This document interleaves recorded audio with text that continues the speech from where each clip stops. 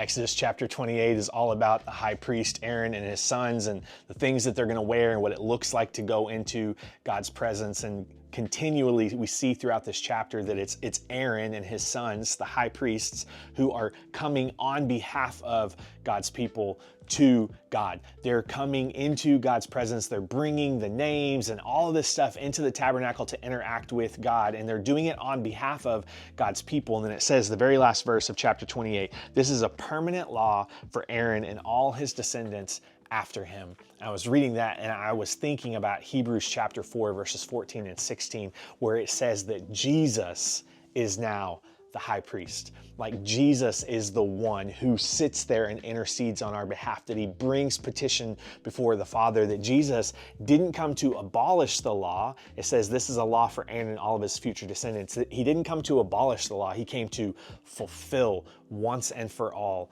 the law, and Jesus became that high priest. And so now it's not someone else going to God on our behalf like we saw with Moses and the tent of meeting, or now with Aaron and his sons and the high priest, but Jesus has come so that we can have personal relationship with God for ourselves.